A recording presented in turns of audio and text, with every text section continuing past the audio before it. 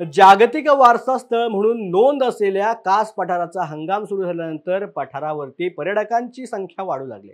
शनिवार आणि रविवार अशा सलग सुट्ट्या जुळून आल्या असल्या कारणामुळे नागरिकांनी कास पठारावरील फुले पाहण्याचा बेत केलाय। त्यातच पावसाने उघडीप घेतल्यामुळे आणि पठारामधील विविध प्रजातीच्या फुलांनी बहर केल्यामुळे सर्वत्र प्रफुल्लित वातावरण पाहायला मिळतंय। या बहारदार पठारावरून आढावा घेतलाय आमचे प्रतिनिधी ओमकार सोनावले यांनी। वर्ल्ड हेरिटेज म्हणून नोंद असलेले साताऱ्यातील कास पुष्प पठारावरती फुलाला बहर आलेला आपल्याला पाहायला मिळतोय।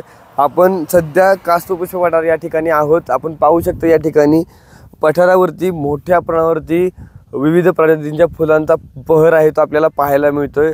जांभळ्या कलरचा जो फुलं आहे त्याचं नाव तेरडा म्हणून आहे। त्या तेरड्या फुलाचा बहर आहे तो आपल्याला इथं मोठ्या प्रमाणावर पाहायला मिळतोय।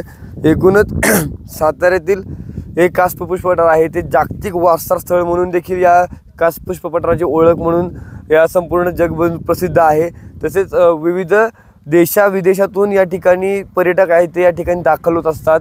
या वर्षीचं खास आकर्षण म्हणून म्हणजे सांगायला गेलं तर या ठिकाणी कारवी टोपली म्हणून जे फूल आहे ते तब्बल 7 वर्षांनंतर फुलतं। हे फूल यावर्षी फुललेलं आपल्याला प्रशासनाच्या वतीने सांगण्यात येत आहे। आपण पाहू शकतो या ठिकाणी विविध प्रजातींची फुलं आहेत ते या ठिकाणी आपल्याला पाहायला मिळत आहे।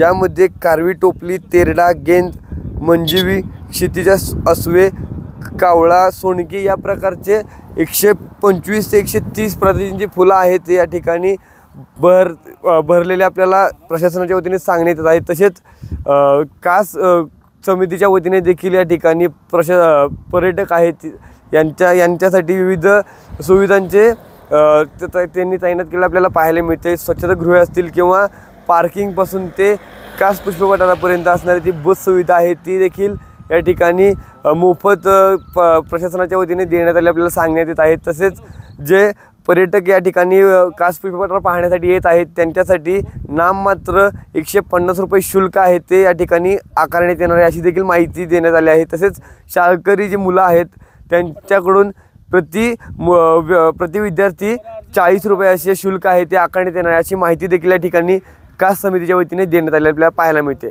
ओमकार सोनाले, न्यूज अनकट, कास पठार, सातारा।